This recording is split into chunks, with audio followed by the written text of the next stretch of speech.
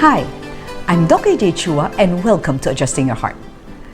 We talk about mental health and relationships every Friday, so please subscribe in case you haven't done so. You might be wondering why I'm wearing pajamas. A gift from Tina and Abbott Limhea, and had no makeup on. Since September is World Suicide Awareness Month. Today, our topic would be how to help someone who is depressed. People who are depressed don't have the energy to get up, take a bath, or just to go to school or go to work. They lose interest in things they normally enjoy doing. Worse, they lost their will to live. According to World Health Organization, more than 700,000 people die due to suicide every year. For every suicide, there are many more people who attempt suicide. Suicide is the fourth leading cause for death for those between 15 to 29 years old. According to philstar.com, there was a 57% rise in suicide rate in the Philippines in 2020. So may the 3 tips I'm going to share in this video enable you to encourage and save the lives of depressed and suicidal individuals.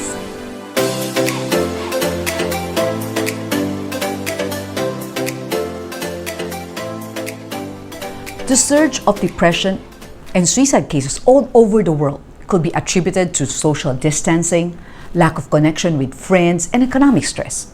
People who are depressed and suicidal feel that no one cares. They feel helpless and hopeless. Hence, my first tip is let them know you care. Kevin Hines, who survived a suicide attempt at the age of 19, shared how having a close support network that he can reach out to helps. He calls them his personal protectors, and one of them is his wife, Margaret. Hines said that when bad feelings return, he always tells someone who loves and cares about him and who can empathize. And if you want to know more tips on how to make others feel special by validating their feelings, check out our previous video. In year 2000, Kevin jumped off the Golden Gate Bridge due to bipolar depression, delusions, and paranoia. Voices in his head told him, "You must die, jump now." The moment his fingers left the railing, he felt instant regret. He fell about 240 feet in just 4 seconds. He crashed feet first into the waters below, crushing his spinal vertebrae and breaking an ankle. But he survived. He remembered praying, "I don't want to die, God. I made a mistake." A sea lion kept pushing him above the water's surface until the Coast Guard rescued him. So he bravely shared his story to various groups and came up with a documentary film entitled Suicide: The Ripple Effect. He hopes that this will prevent another suicide. Furthermore, because of his prodding, a Golden Gate Bridge suicide deterrent net is now being constructed and may be completed in year 2023. You can watch the first 20 minutes of his documentary for free at this link. We're gonna post it below. He said that he was waiting for people to ask, "Are you okay? How can I help?" But no one did. That's why he jumped. So in this time of pandemic, when many of our elderlies and teenagers can't go out, they all the more need to feel someone cares.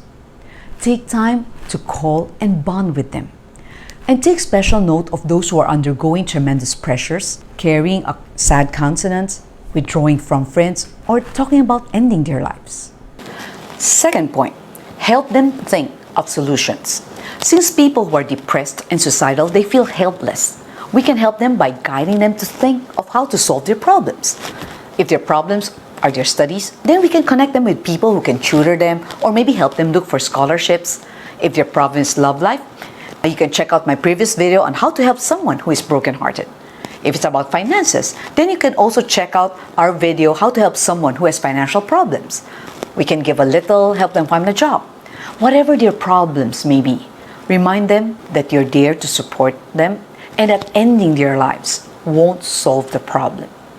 Doing so only hurts the people who love them. You can also share my video, Coping with Depression, to them. I'm very inspired by what Linda and Emma are doing in Merseyside, England. Linda is an emergency medical technician, while Emma is a specialist mental health nurse.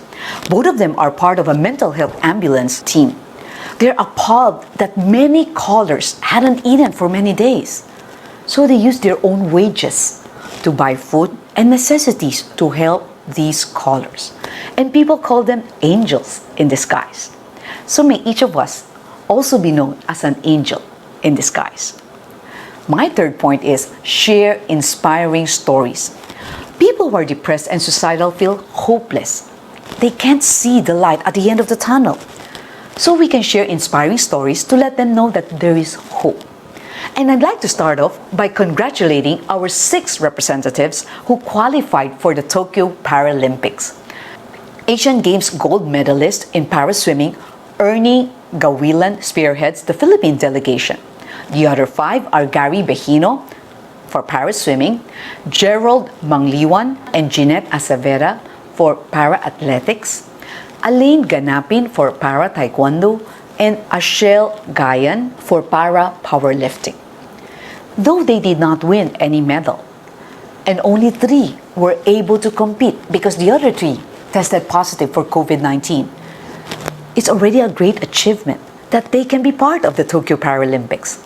If they can rise above their disabilities, then we too can overcome depressive and suicidal thoughts. And you can also share the true-to-life story of Lee Doyon, the hand cycling champion of South Korea, who also competed in the Tokyo Paralympics. When she was only 19, she had a serious fall, which left her paralyzed in her lower limbs. This devastated her, and she plunged into depression. She said that paracycling saved her life. Her first bike was a gift from her mom, and that cost 20 million won. That's around $17,500. She started paracycling at the age of 41 and won the silver medal at the 2016 Paralympic Games in Rio de Janeiro. She's a single mom with 3 lovely daughters, and she wants all of us to never give up. Think positively. Always be grateful and find happiness by following your dreams. Nightbird's video went viral after she received a golden buzzer after singing her original song It's Okay during her audition in America's Got Talent. Her real name is Jane Marchevsky. She's only 30, yet cancer had spread to her liver, lungs, and spine, and she was only given a few more months to live. On top of that, her husband of 5 years, Jeremy Claudio, divorced her. So the chorus of her song instilled hope amidst being lost, and that it's okay not to be okay.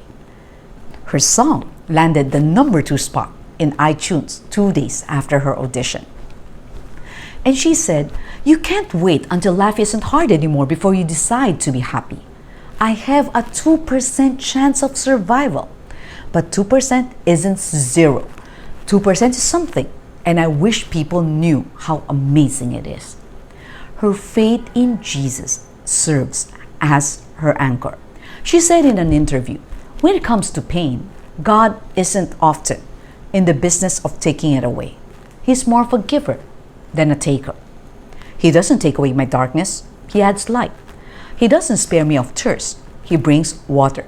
He doesn't cure my loneliness, He comes near." So why do we believe that when we are in pain, it means that God is far? So my friends, let's uphold her in our prayers because she was forced to pull out from America's Got Talent after her cancer worsened. My friends, point those who are depressed and suicidal towards the God who loves us, to the point that He gave His one and only Son to die on the cross for our sins. And to those who will believe in Jesus, He promised to forgive their sins, give them a meaningful life on earth, and eternal happiness in heaven. And He promised in Hebrews 13 verse 5 that He will never leave us nor forsake us. And only Jesus can be with us 24/7. We are only humans, and we have our own share of problems. Hence, We have to encourage the depressed to also reach out not only to God, but also to other trusted friends. That way, compassion fatigue can be prevented and that we won't burn out. You may also ask them to contact a professional, counselor, or a mental health professional. They can call up 700 Club Asia, the National Center for Mental Health Crisis Hotline, or they can go to the PACC website, the Philippine Association of Christian Counselors, to book a counseling appointment. They even offer free services. So we're gonna put all those numbers below so you can forward this to your friends. So my 3 tips will be: let them know you care, help them think of solutions, and share inspiring stories. And I'd like to thank several people for encouraging us: Angeline Pavon V, Brenda Yu, Dr. Elson Lau, Felisa Liao, Giselle Chuong, Janice Houston, Jennifer Esperancilia, Joanna Tan of Grace Christian College, Malen Ko, Marites Chua, and Nigel Garcia. If you're blessed by this video, please like, subscribe, and share it to your friends. Our topic next week would be how to help someone who doesn't want to be helped. Please stay safe, everyone.